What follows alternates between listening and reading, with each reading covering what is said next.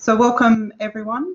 This is the later in July TELedvisors webinar. We're going to move on to our next presenter, which is Sandra Thwaites from University of Queensland. Sandra creates a supportive and non-judgmental design space to encourage academics to explore what's possible, striving to develop fresh and creative thinking, often leading to unconventional solutions, offering support and structured information about incorporating appropriate technology to enhance the student learning experience, focusing on encouraging strong student engagement and learning while enabling a smoother teaching experience for her academics. Over to you, Sandra. Thanks, Wendy. So my background is learning design, and in a previous life I was a lecturer, so I have some substantial experience in this field. So one of the things that came up to me was this survival of the fittest. It's one of my favorite little sayings, and when I was younger I assumed it meant the person who could run the fastest or could lift the heaviest weight. And then as I got older, I realized that what it meant was it was the most appropriate organism for that niche. And that's really what I'm talking about today. So the reason I think it's important, after having close to 30 years experience in education, there's a lot of holes that get people fall into. So one of the things that comes up all the time is that we have people who are self-proclaimed Luddites, and we have digital evangelists, within the same office space. So trying to help all of these different people is a bit of a challenge for learning designers and educational designers and all of those support services. So one of the things that I often come across is, because people haven't been exposed to technology in a good way, or they've been exposed to too much technology, there's this fear, and often this sort of burnt fingers approach that people have. So some of the challenges that come up from that is that the school or the faculty push a certain product, or they expect a certain standard, which may not be appropriate for that academic. The other is that the academic themselves may have a certain expectation of what they should and could be doing for their students, which again may not necessarily be appropriate. But then there's the other, where somebody down the hall has got this kind of technology, or they're using this tool, and they feel they ought to be doing it because of that. And then the student cohorts. I'm sure if anyone's been involved in teaching for more than 5 minutes, you would know that the cohorts can be vastly different between different faculties. So looking at it in a step-by-step manner, the way that I've always approached it is that the challenges for the academic often means a steep learning curve, and sometimes they have the time, but not always, and there could be an actual cost for the benefit that they may or may not get, or it could just be a time cost or an opportunity cost. So it may be that they could be doing research instead of actually training themselves in a new piece of technology. And the other is, if they have somebody within their school or faculty who's a bit of a promoter for a certain product, then it could be a fashion or a fad, and everyone gets sucked into this idea without any real thinking going on behind it. So using technology, I should put a precursor to this, but I didn't.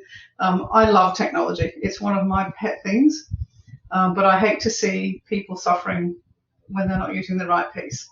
So benefits, obviously, once you've learned how to do it, you can use it whenever you like.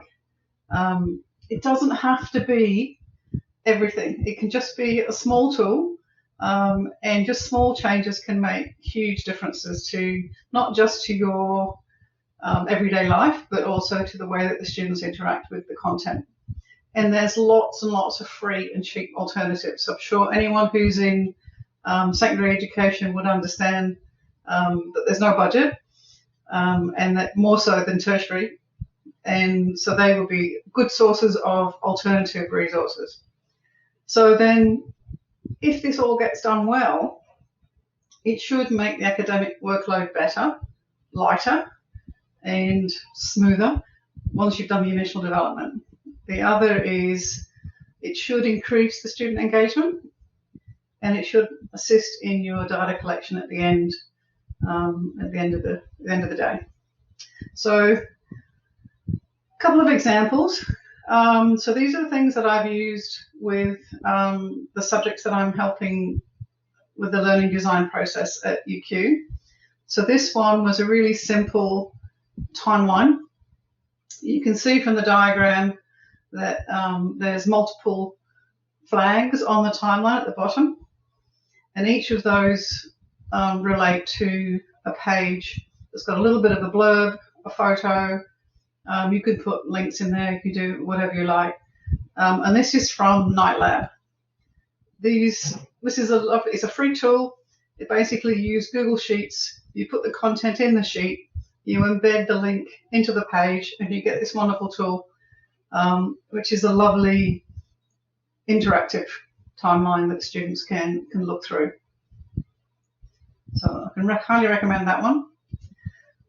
Another, I'm not sure how many of you actually use Blackboard, but having been one of the pilot users in the early 2000s, it's always had a bit of a spot in my heart for that one. Even though it can be a bit challenging, the interface particularly can be challenging.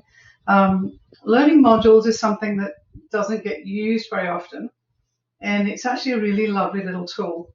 It's one of those things where you use it exactly the same way as you would for normal content, but it puts it all together in a neat little package, effectively create a little ebook. You can embed obviously text, images, videos, links, and quizzes, and you can make it into a linear flow, or you can keep it as an open, free-form sort of style of book. But it's a really nice way to collect material together, and give students a nice learning flow.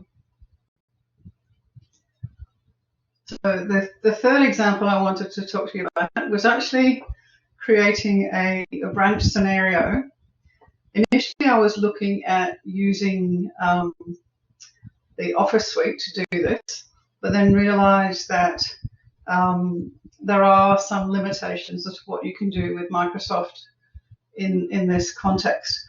And what we had to achieve with this one was a multi-stranded scenario where students could actually have more than one exit point. So there's obviously one so-called right answer, but I wanted to have the option to have disasters happen for the students if they made the wrong decisions, because this was based on business ethics and professional behaviour. So to have them choose the wrong option was something that was really important. So this was actually used, so Google Forms, again, it took no time to build whatsoever.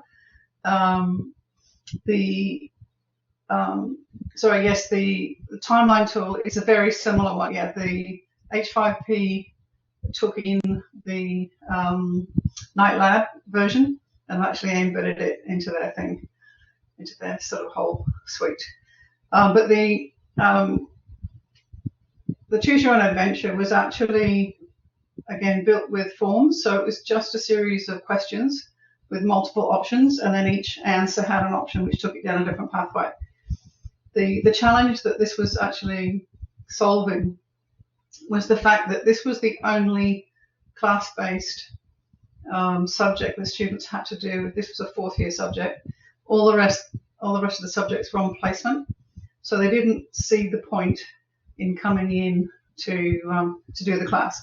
So they were never getting the chance to discuss the ethical solutions to these problems. So this was a way to achieve that. I should say, actually, I did start initially with this one, with H5P, because, again, I was involved in the pilot program for H5P, but I found that the complexity in building was taking me far more time than was necessary for what I needed.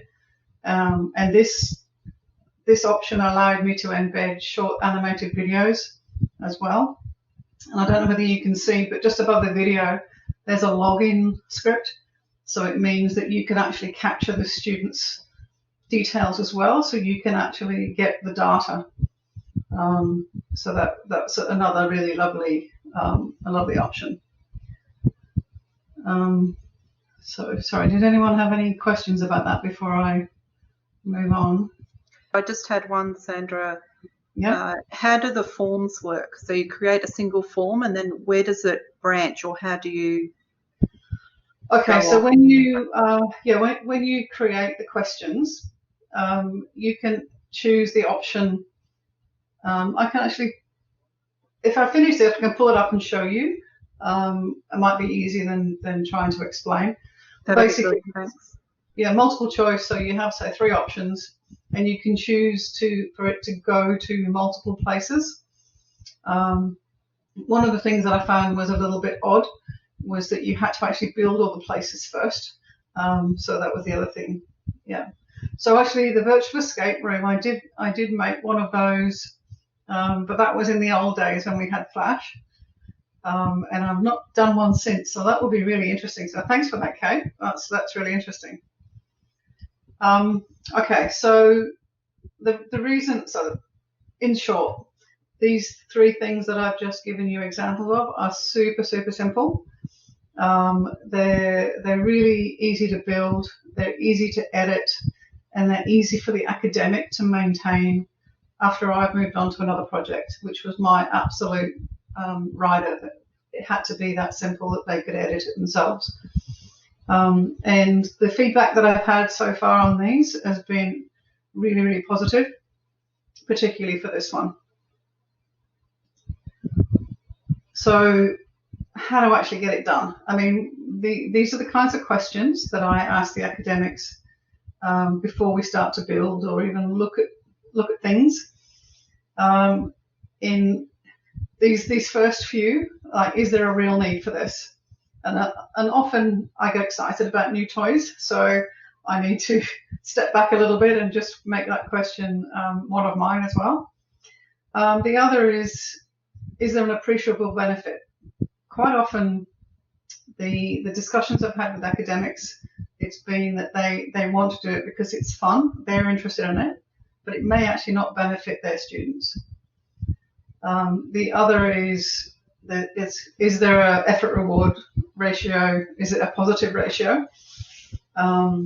Because sometimes you can spend a huge amount of time, hence the choice to go with the Google Forms as opposed to the H5P, was the development time, and then the flow on editing for the academic in a later stage.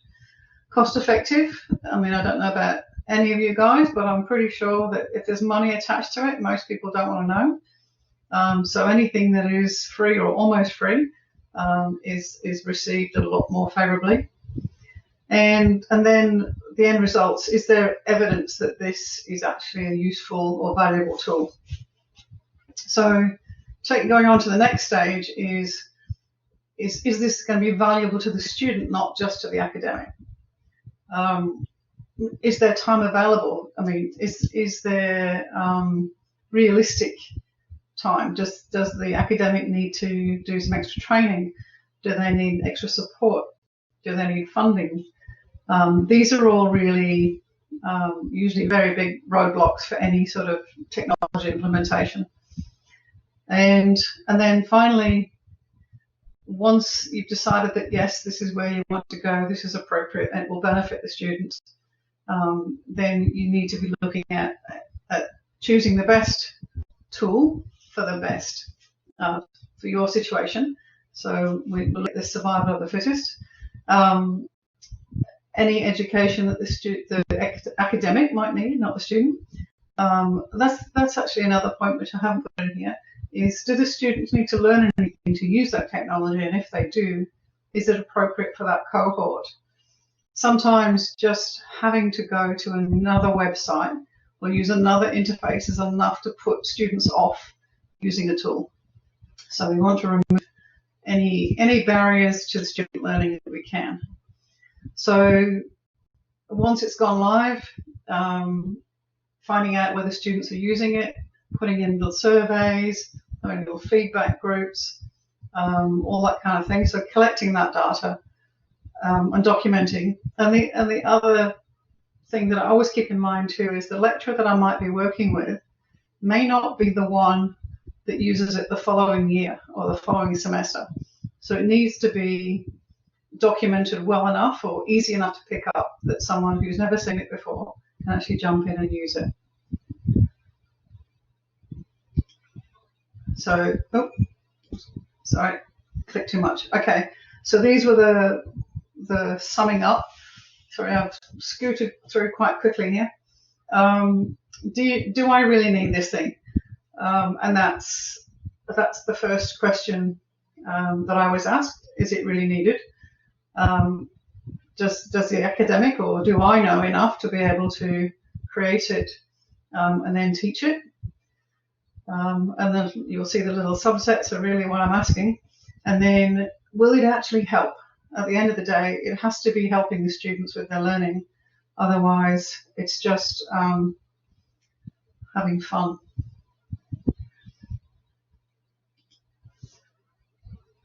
So, any questions, anyone? Have I missed any questions? Sorry. Thanks, Sandra. That was a great presentation.